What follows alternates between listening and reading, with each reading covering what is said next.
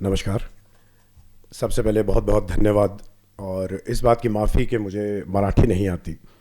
मैं समझ लेता हूँ क्योंकि मेरा ससुराल जो है वो पुणे का ही है, लेकिन मैं बोल नहीं पाता, उसके लिए माफ़ी। बीवी से डांट पड़ती रहती है, शायद आगे सीख जाऊँगा। जी, तो क्या बोलूँ मैं। ये सवाल जैसे ही मुझे फ़ोन आया कि आपको ये पुरस्कार मिल रहा है, तो एक घबराहट से भी हुई कि इतनी इतनी बड़ी चीज़, इतना बड़ा पुरस्कार जो है वो मुझ जैसे आदमी को मिल रहा है। मतलब भाई वैद्य की जो लेगेसी है, उनकी वजह से ही हम इस लायक बन पाए।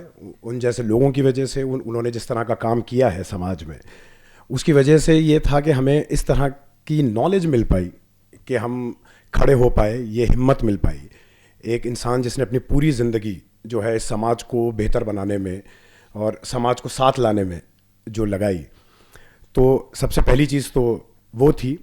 दूसरा, मैं भाई वैद्य फाउंडेशन और यहाँ बैठे सारे ही लोगों को बहुत बहुत धन्यवाद बोलना चाहूँगा कि आप लोगों ने मुझे इस लायक समझा कि मैं ये पुरस्कार आप लोगों से ले सकता हूँ। बहुत बहुत शुक्रिया। इससे मेरी हिम्मत बंधी रहेगी और आगे मैं कोशिश करता रहूँगा कि मैं कुछ ऐसा कर पाऊँ जिसकी वजह से आगे शायद कोई इंस्पायर हो, किसी को कोई थोड़ा सा फ़ायदा हो या कुछ हो। मतलब भाई वैद्य के बारे में मैं कहूँगा कि मैं जब छोटा था ना, एक बड़ी अच्छी मैंने एक कहावत मान लीजिए उसे मैंने सुनी थी कि इंसान के 4 दर्जे होते हैं। सबसे पहला दर्जा, सबसे ऊंचा दर्जा जो है वो होता है इंसान होना। इंसान होना मतलब जो कि दूसरों के बारे में भी सोचता है, समाज के बारे में सोचता है, अपने आसपास के लोगों की तरक्की के बारे में सोचता है। दूसरा दर्जा होता है जहाँ पे रहना बहुत आसान है, जहाँ मुझे लगता है ज़्यादातर लोग रहते हैं, वो होता है मुर्गी। क्या बोलते हैं मुर्गी को मराठी में? कोमड़ी। कोमड़ी कि मुझे दाना मिल गया, मेरे बच्चों को दाना मिल गया, बस बहुत है। मेरे बगल वाले को उठा के कसाई काट दे, मुझे कोई फ़र्क नहीं पड़ता, वैसी वाली चीज़। तीसरा होता है शेर। सुनने में बड़ा कमाल का लगता है कि अरे शेर, पर ऐसा नहीं है। शेर जो है वो दूसरे को नुकसान पहुंचाए बिना खाना नहीं खा सकता। तो कई इंसान जो हैं वो उस जगह पे पहुंच जाते हैं कि सामने वाले को पहले नुकसान पहुंचा लें, उसके बाद ही हमारा पेट भरेगा। और चौथा होता है सांप, कि मुझे फ़ायदा हो, मेरा पेट भरे या ना भरे, सामने वाले को नुकसान पहुंचा देता हूँ। तो पहले वाला जो लेवल है, जो कैटेगरी है, वो लोग मिलते नहीं हैं, बहुत बहुत ही कम है। और मुझे लगता है भाई वैद्य जो हैं वो एक उसका बहुत बड़ा एग्जाम्पल हम लोगों के सामने है कि एक आदमी जिसने अपने आप से आगे बढ़ के अपने परिवार और सिर्फ अपने लोगों के अलावा भी बाकी लोगों के बारे में सोचा। जिस तरह से भाई वैद्य ने हमेशा, कि अगर आपकी विचारधारा थोड़ी अलग भी है, प्रिंसिपल्स में कॉम्प्रोमाइज़ ना करते हुए, अगर आपकी विचारधारा अलग है, आप किसी अलग पार्टी को बिलोंग करते हैं या कुछ भी करते हैं, सब साथ में मिल के जो है आगे बढ़ें। क्योंकि जो सारी ऑप्रेस्ड क्लास है, ऑप्रेस्ड कास्ट है, वो जब तक साथ नहीं खड़े होंगे तब तक पॉसिबल नहीं है कि आप जो हैं अपना हक ले पाएँ और ज़िंदगी में कहीं आगे बढ़ पाएँ। फिर एक जो सबसे इम्पॉर्टेंट चीज़ हो जाती है वो ये है कि इस अवार्ड की क्या इम्पोर्टेंस है। तो मुझे पिछले 26 साल में बहुत अवार्ड मिले हैं एक्टिंग के लिए और इन सारी चीज़ों के लिए, पर ऐसा लगता है कि शायद ये ना पहला अवार्ड है मेरी ज़िंदगी का। तो जिसमें वाकई में कुछ शायद करने की ज़रूरत थी, कुछ करने की ज़रूरत है। और ये पहला जीशान जो एक इंसान है जो जिस तरह से भी बना, उसको पसंद करके किसी ने अवार्ड दिया, तो बहुत ज़्यादा बड़ी चीज़ है ये मेरे लिए।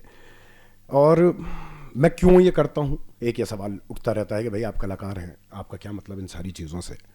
तो उसमें एक बड़ी ज़रूरी बात यह है कि एक छोटी सी कहानी सुनाता हूँ आप लोगों को। एक लड़का था और वो दिल्ली में, और वो जो है सड़क पे अपना घूमते हुए लड़कियों को छेड़ना अपना हक समझता था। और उसे लगता था कि अगर किसी लड़की ने छोटी स्कर्ट पहन रखी है तो उसका चरित्र जो है वो ख़राब होगा। वो एक गरीब आदमी अगर दिखे, कोई रिक्शे वाला दिखे, कोई बस चलाने वाला दिखे, कंडक्टर दिखे, तो उसे मारा जा सकता है, क्योंकि मैं क्लास में उससे बड़ा हूँ तो मेरा हक है कि मैं उसको पीट सकता हूँ। और अमीरों के सामने थोड़ा हाथ जोड़ के और ताकतवर लोगों के सामने थोड़ा झुक के रहना होता है। सन 2000 में ये लड़का किरोड़ीमल कॉलेज पहुंचता है और वहाँ पे एक ड्रामा वर्कशॉप हो रही होती है और ये 15 दिन की वो वर्कशॉप ज्वाइन करता है। और 15वें दिन जो लड़का बाहर निकलता है वो उस पुराने लड़के से लड़ाई लेना अपनी जिम्मेदारी समझ लेता है। 25 साल से मैं वो लड़ाई लड़ रहा हूँ, उस लड़के को समझाने की कोशिश कर रहा हूँ कि तुम जो सोचते हो वो गलत है। तो 25-26 साल बाद ये अवार्ड जब मिलता है तो लगता है कि शायद ठीक ही लड़ रहा हूँ और शायद और भी कुछ लोगों को बदल पाऊँ। तो अब मैं भी थोड़ा सा लिख के लाया ताकि मैं भी बहुत ज़्यादा ना बह जाऊँ। तो एक फिर बात आती है कि भाई लेकिन आप जो हैं हर बात में पॉलिटिक्स क्यों ढूंढ लेते हैं, समाज के बारे में कहीं कोई बात क्यों ढूंढ लेते हैं। मसला ये है कि ये हमारी ज़िंदगी से इतना जुड़ा हुआ है, इस बात को लोग अक्सर जो है इग्नोर कर देते हैं। और ये जिम्मेदारी इसलिए भी बनती है क्योंकि हमसे पहले वाले लोगों ने वो लड़ाई लड़ी और बहुत लंबे वक्त तक लड़ी और वो लड़ाई ख़त्म नहीं हुई है, वो लड़ाई अभी भी जारी है। उस लड़ाई में शामिल होना हम सबकी जिम्मेदारी है। मतलब मुझे लगता है कि मैं अपने शब्दों में तो क्या ही बोलूँ, मैं बहुत अच्छा नहीं हूँ शब्दों के साथ, पर कई थोड़ी आर्ट पढ़ता हूँ, पोइट्री पढ़ता हूँ, तो मुझे लगा उसके माध्यम से कि पुराने ज़माने के लोगों के उसमें एक फैज़ साहब की 4 लाइनें हैं वो मैं पेश करूँगा कि क्या माहौल ठीक हो गया है। जब आज़ादी मिली थी हमें उस टाइम पे भी कई लोगों को लगा था, फिर धीरे धीरे पड़ाव कुछ कुछ हम हासिल करते गए पर सब शायद ठीक हुआ नहीं। तो वो एक बड़ी अच्छी लाइनें हैं कि ये दाग दाग उजाला, ये शब गजीदा सहर, वो इंतज़ार था जिसका, ये वो सहर तो नहीं, ये वो सहर तो नहीं कि जिसकी आरजू लेकर चले थे यार के मिल जाएगी कहीं ना कहीं, फलक के दश्त में तारों की आखिरी मंजिल। जी, तो ये माहौल जो है ये दिखता है हमें, अपने सामने दिखता है हर तरफ। अभी तो पूरी दुनिया में, सिर्फ यहाँ क्या बोलें, पूरी दुनिया में एक वॉर्स चल रही हैं, लड़ाइयाँ चल रही हैं, लोगों को मारा काटा जा रहा है और एक हेट का माहौल है, एक नफ़रत का माहौल है। आप जितनी दूसरे से नफ़रत कर सकते हैं सोसाइटी आपको उतनी आसानी से एक्सेप्ट कर लेगी। अगर आप नफ़रत नहीं करते, अगर आप प्यार करने की गलती करते हैं तो आपको थोड़ा सा समाज से बाहर रखने की कोशिश की जाएगी। एक ऐसा सा माहौल है। तो ये जो जंग चल रही हैं, मैं दोबारा उसके लिए कुछ लाइंस हैं जो मेरी नहीं है, दोबारा ये साहिर लुधियानवी साहब की कुछ लाइंस हैं जो जंग के बारे में वो बात करते हैं और इंसानियत के बारे में। मैं वो कुछ लाइनें आप लोगों के सामने पढ़ना चाहूँगा। खून अपना हो या पराया हो, खून अपना हो या पराया हो, नस्ल आदम का खून है आखिर। जंग मशरिक़ में हो कि मगरिब में, अमन आलम का खून है आखिर। बम घरों पर गिरें कि सरहद पर, रूह तामीर जख्म खाती है। खेत अपने जलें कि औरों के, जीस्त फाकों से तिल मिलाती है। मतलब जिंदगी भूख से तिल मिलाती है। टैंक आगे बढ़ें कि पीछे हटें, कोक धरती की बांझ होती है। फतेह का जश्न हो कि हार का सोग, जिंदगी मैयतों पे रोती है। जंग तो खुद ही एक मसला है, जंग क्या मसले का हल देगी। आग और खून आज बख्शेगी, भूख और एहतियाज कल देगी। इसलिए शरीफ इंसानों, जंग टलती रहे तो बेहतर है। आप और हम सभी के आंगन में शमा जलती रहे तो बेहतर है। जी, फिर एक वॉट अबाउटरी बहुत चलती है कि अरे भाई उस वक्त कहाँ थे। भाई उस वक्त मुझे पता नहीं मैं कहाँ था, पर आज अगर मेरे सामने कुछ गलत हो रहा है तो मैं उसके बारे में बात करूँगा। फिर कई शुभ चिंतक जो है, मतलब मैं उनको पूरी तरह दोष नहीं देना चाहता, पर वो आके बोलते हैं अरे भाई तुम इन सब चीज़ों में कहाँ पड़े हुए हो, अपना ख्याल रखो और तुम अपनी सिर्फ जनरल चीज़ों के बारे में बात करो, तुम्हारे उसमें कुछ लेके मत आओ। तो उसमें ना मुझे वही लगता है कि भाई आप मुझे ऐसा माहौल दीजिए कि मुझे जो है समाज के बारे में बात करने की ज़रूरत ना पड़े और मैं भी खूबसूरत चीज़ों के बारे में बात करूं। क्योंकि जब तक आप मुझे वो माहौल नहीं देंगे तब तक आपको मेरी कला में से बारूद की बदबू आएगी। तब तक मेरी कला में खून के धब्बे दिखाई देंगे, उसमें लिंच होते लोगों की चीखें सुनाई देंगी, और मेरी कला बच्चों के आंसुओं से गीली ही मिलेगी। इसके बारे में बहुत खूबसूरती से पाब्लो नेरुदा, जो एक कमाल के पोइट थे, उनकी 4 लाइनें हैं जो इस बात को बहुत खूबसूरती से सामने लेके आती हैं। And you will ask, why doesn't this poetry speak of dreams and leaves and the great volcanoes of his native land? Come and see the blood on the streets. Come and see the blood on the streets. Come and see the blood on the streets. जी, तो अपनी ज़िंदगी में हमें कुछ ना कुछ करते रहना है। मैं बस इतना ही अपनी बात जो है ख़त्म करूँगा, आप लोगों का ज़्यादा वक्त ना लेते हुए।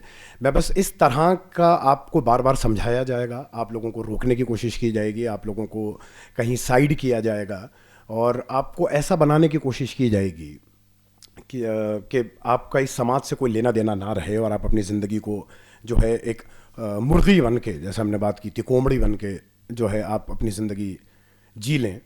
तो उन सब के लिए मैं बस अपनी बात जो है, एक आखिरी कविता सर्वेश्वर दयाल सक्सेना जी की एक कविता है, वो पढ़ के मैं अपनी बात ख़त्म करता हूँ।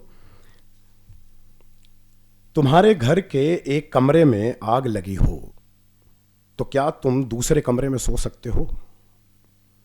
यदि तुम्हारे घर के एक कमरे में लाशें सड़ रही हों तो क्या तुम दूसरे कमरे में प्रार्थना कर सकते हो? यदि हां, तो मुझे तुमसे कुछ नहीं कहना है। देश कागज पर बना नक्शा नहीं होता कि एक हिस्से के फट जाने पर बाकी हिस्से उसी तरह साबुत बने रहें, और नदियां, पर्वत, शहर, गांव वैसे ही अपनी अपनी जगह दिखें, अनमने रहें। यदि तुम ये नहीं मानते तो मुझे तुम्हारे साथ नहीं रहना है। इस दुनिया में आदमी की जान से बड़ा कुछ भी नहीं, न ईश्वर, न ज्ञान, न चुनाव। कागज पर लिखी कोई भी इबारत फाड़ी जा सकती है और जमीन की 7 परतों के भीतर गाड़ी जा सकती है। जो विवेक खड़ा हो लाशों को टेक, वो अंधा है।